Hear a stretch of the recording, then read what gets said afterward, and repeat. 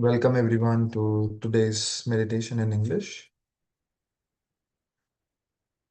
As we do every week, we will start with a short meditation, after which we will watch a short talk from Sri Mataji, who is the founder of Sahaja Yoga. And then in the end, for anybody who has joined us for the first time, we will do a short introduction to Sahaja Yoga, where we will explain about the subtle system, about the chakras and the nadis. So we can begin with the meditation.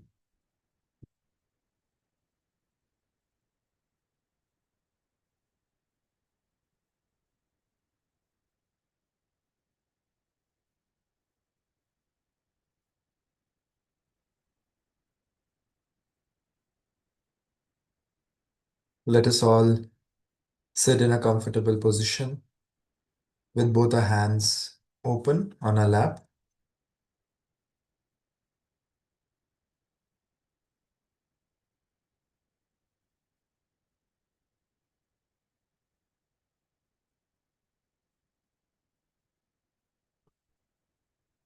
We can try to relax ourselves by focusing on our breath.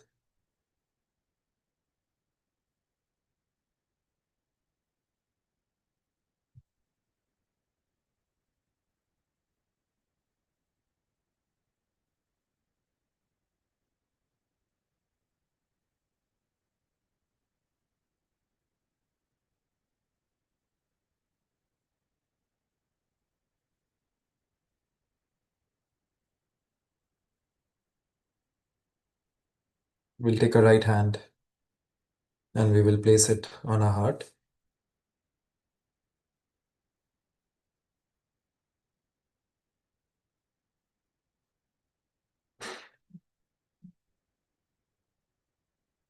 Here we can say, Mother, I am the Spirit. Mother, I am the Spirit.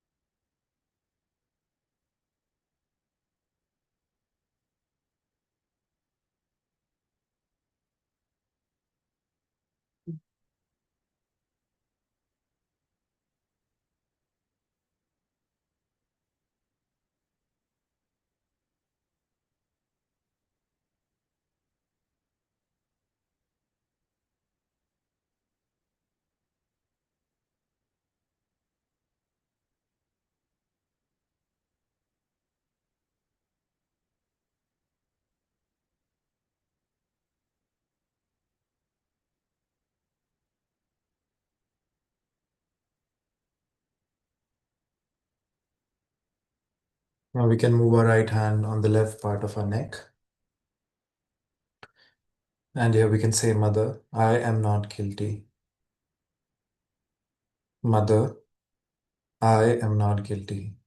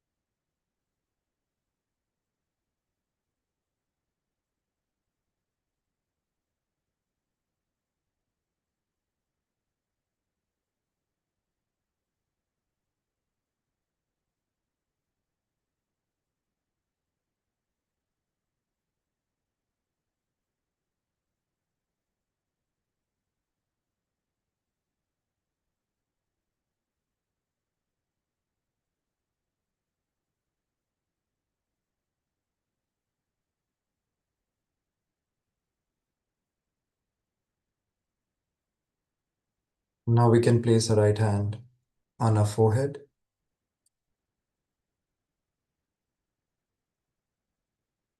and we can say, Mother, I forgive everybody, including myself. Mother, I forgive everybody, including myself.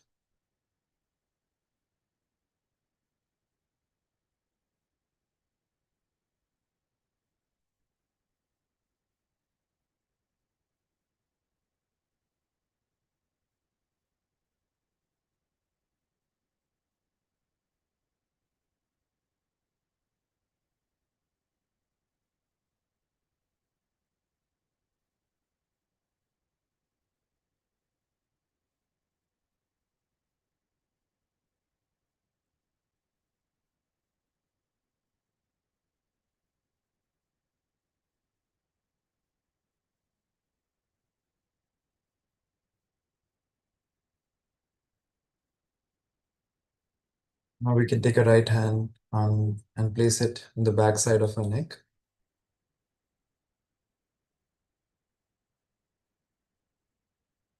And say, Oh Divine Mother, please forgive any mistakes I may have made knowingly or unknowingly. O Divine Mother, please forgive any mistakes I may have made knowingly or unknowingly.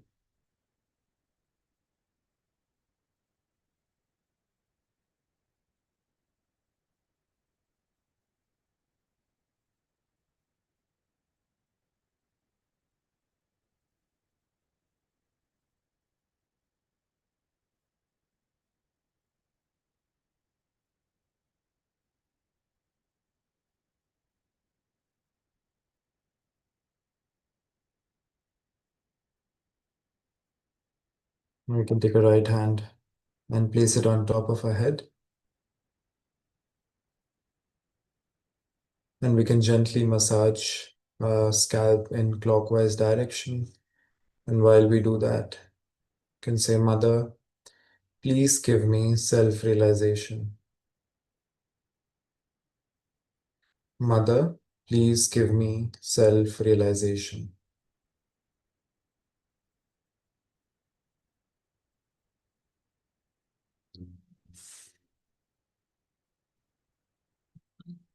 Can bring both our hands back on our lap and we can just be in meditation for a few minutes.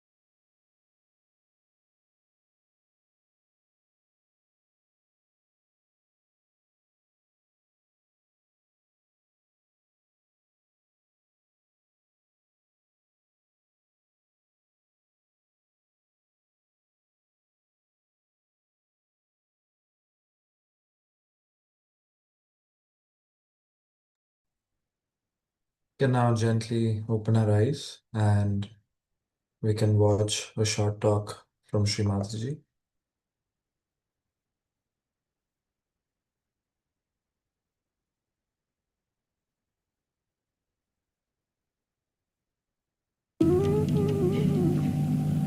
The first center that I dealt and the second and third are very important.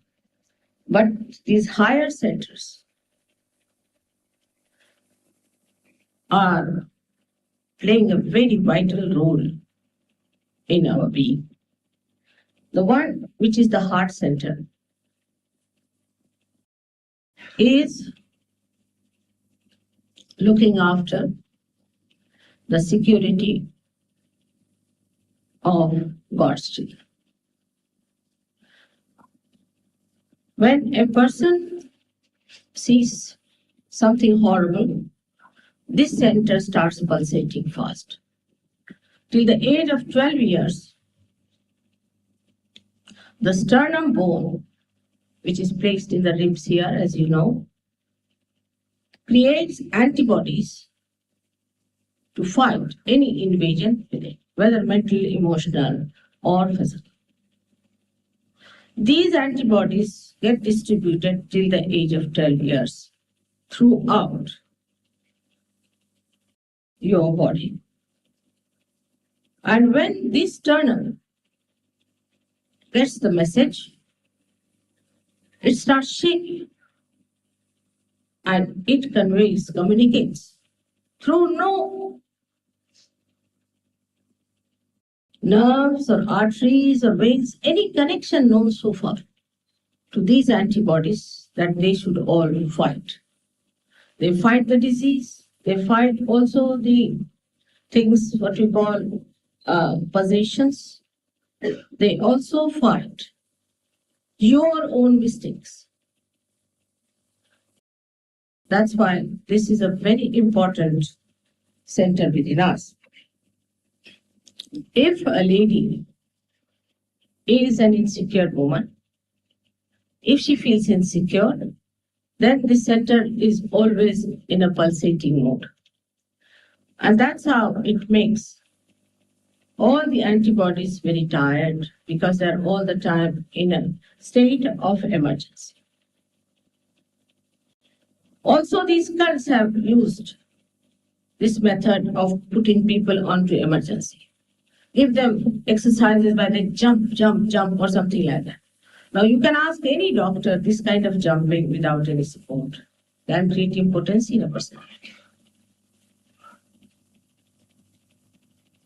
Now, this is very physically used method by these people to make them nervous by making the center go very fast. Now, when these antibodies are tired, they become absolutely numbed down and they cannot find any strength to fight any aggression. Now, in everyday life also, if some lady, as I told you, is nervous and she has problem and she's always afraid, then what happens? That this system start exerting itself too much. Ultimately, it gets sick and then she can develop a disease called the breast cancer. This breast cancer is very common nowadays among women in the West. Because the motherhood of the lady is challenged. This center is bestowed upon by the deity of Mother of the Universe. And when the lady finds that her motherhood is challenged, then she starts feeling very nervous. This center goes into overactivity, and then she developed this cancer of the breast, troubles of the breast, all kinds of such troubles, because the antibodies have become now very weak.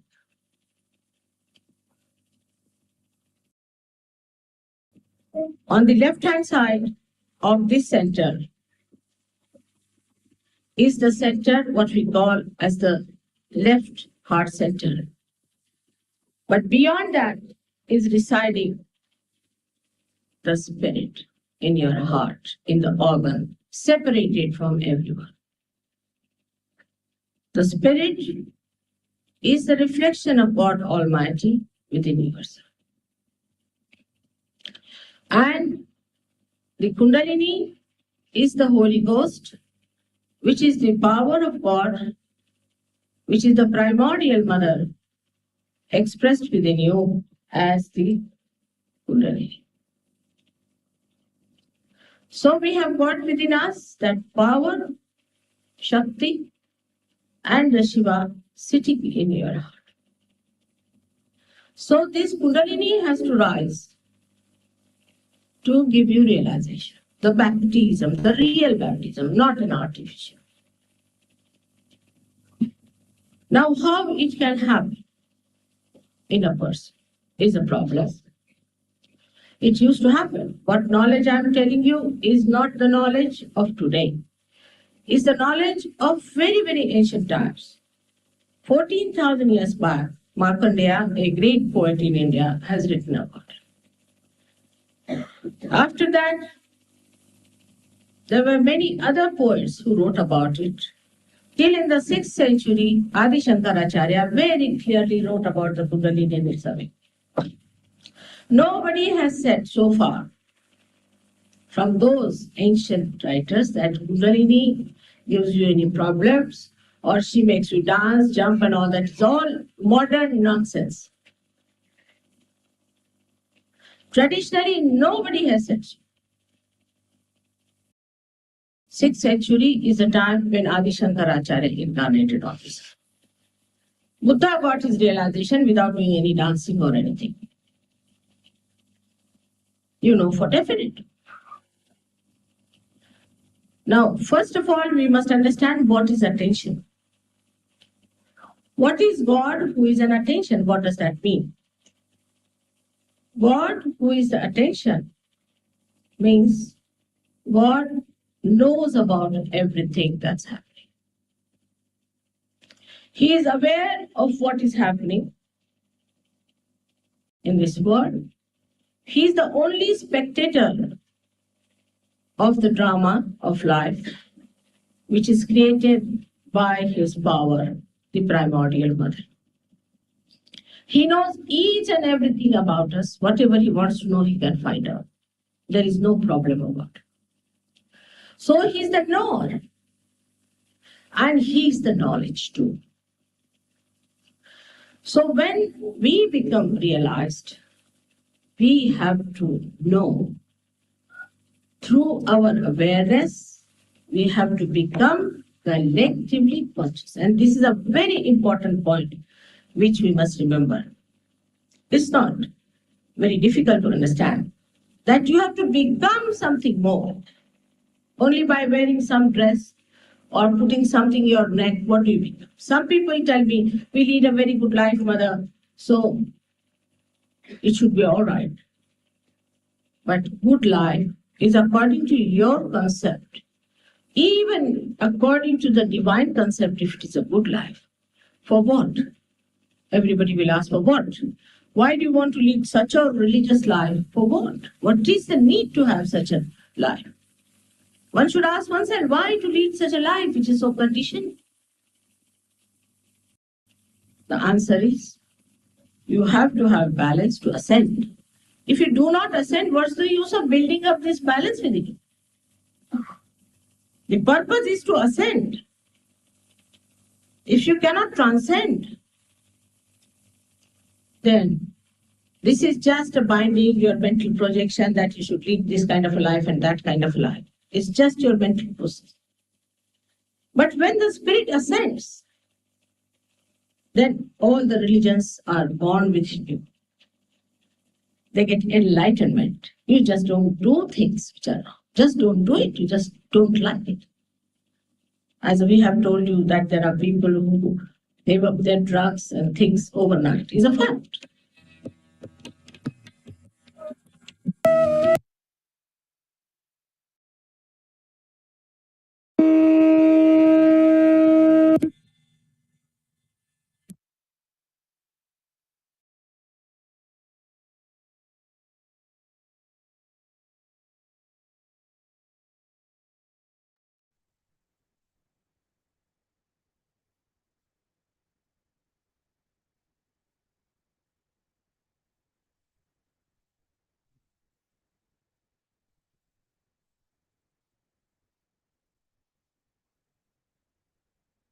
Can join our hands to bow to the Mother Kundalini within us. And with that, we come to an end to today's meditation.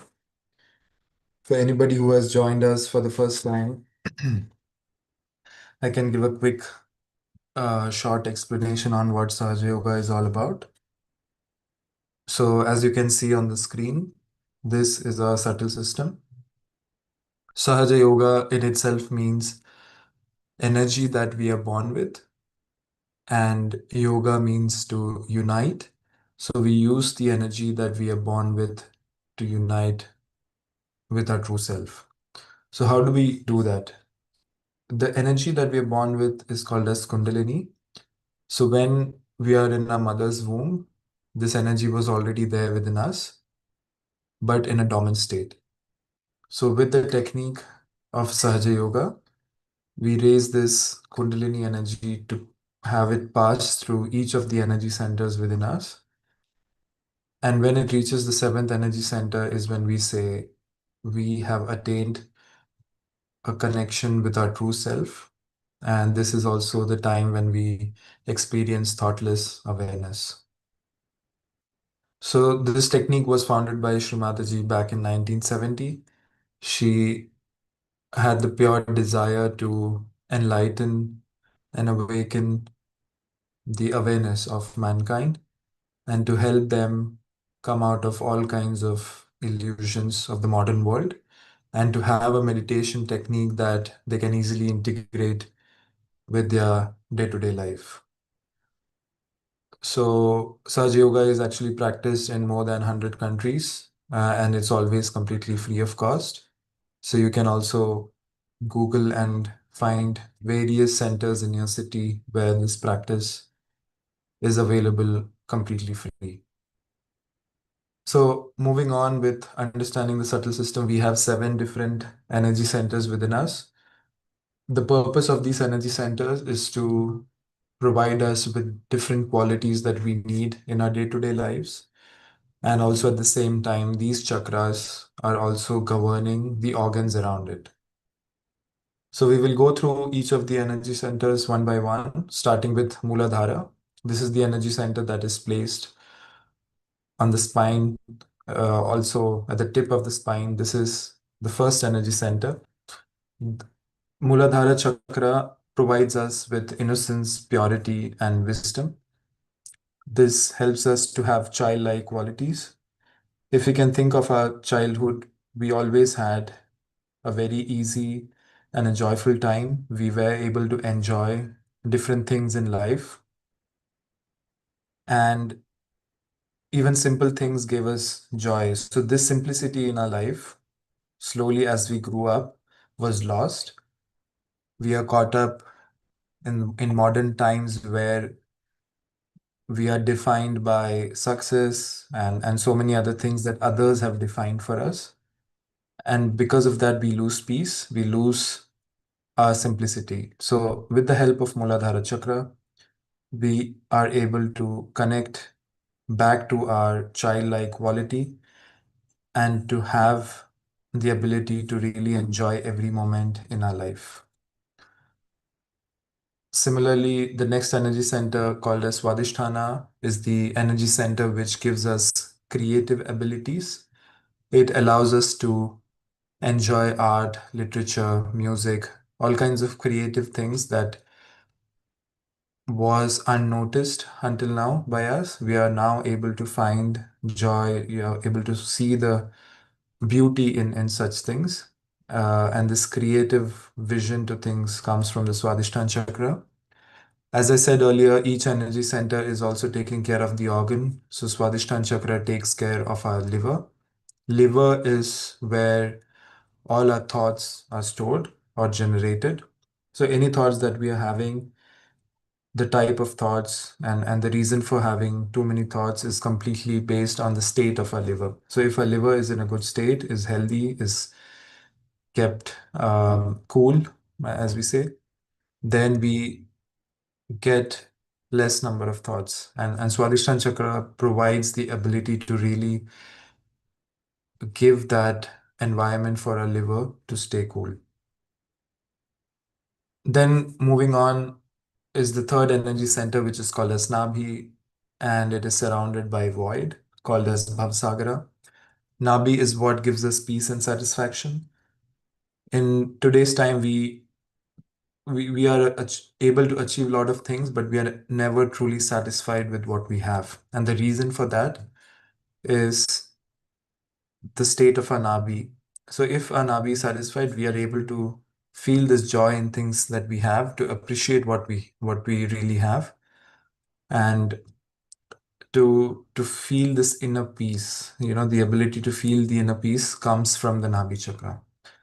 Around the Nabi chakra, the purpose of the void is to provide us with guidance, to be our own master, to not get carried away by any kind of external pressure or perception, but to have the ability to really choose and stay with what is good for us.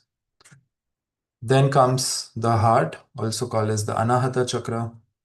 This is the energy center which gives us the sense of security. We feel secure about ourselves, and also at the same time to feel love and joy for ourselves and for others, the ability to really express ourselves and to have, as we say, an open heart to people and surroundings. Next to the heart, you can see the spirit. This is basically our true spirit.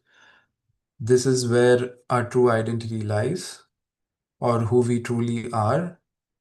But then, with course of time, with different circumstances in life, we tend to go away from it. And with the help of meditation, we are able to connect back to our true self, who we really are, who we are really supposed to be. Then comes the Vishuddhi chakra. This is on the throat. This allows us to have good speech, the ability to connect, socialize, and coexist in a society, to respect ourselves, to respect others, and to have self-esteem within us. So all interpersonal qualities comes from the Vishuddhi chakra. And then comes Agya chakra, a very important chakra where whatever situations we are in, whatever arguments, whatever discussions we are in, it's all getting caught up in our head. We are never able to move on. And the best thing is to let go and to really overcome it. But it is not so easy as we think. But when we meditate, the Agya chakra allows us to let go things that have happened and move on easily, allowing the peace to come in our life. And then comes the final chakra, which is the Sahasrara, the seventh energy center, which is the integration of all the chakras. And when the Kundalini rises through each of the energy centers and reaches the seventh energy center, is when we attain true connection or true union with our true self. And we are also able to experience complete peace and thoughtlessness within us. So our whole effort is to try and meditate more and more so that our Kundalini rises and we are able to maintain it at the Sahasrara and experience this thoughtlessness within us. Over time, we see a lot of transformation happening within us. Our thoughts change, our way of life change, our perspective to things change, and this is all possible through meditation. Along with the chakras, we also have three different channels: the left, right, and the center. The left channel over here is about our past. Everything from our past is stored there: our experiences, our thoughts, memories, traumas, everything. The more we are able to meditate, the more we try to be in the center. The center is the present. And then it doesn't allow anything from our past to dictate our present. Whatever happened in the past is really not in our control. There is no way to change it. So the best is to move on and focus on what is really happening right now. And with the central channel, this is what we achieve. Similarly, we also have the right channel, which is about the future, to achieve things, to be futuristic, planning, which in a balanced way is good, but overthinking or over worrying about a future is not bringing any good for us. So then the right side actually gives us the ability to have a balanced approach to our future, without having to forget about enjoying our present. So this is all about Sahaja Yoga and the subtle system. three channels, seven energy centers, and a very simple meditation technique that can be integrated easily into your day-to-day lives. All that is required is to take out 5 minutes to really practice it. And the more we practice, like anything in life, the more we practice, the better we get at it. So, with that, we come to an end to today's session. We are really happy that so many of you have joined us, and we wish you all a wonderful week. And we will meet again on next Tuesday, 6 p.m. CET.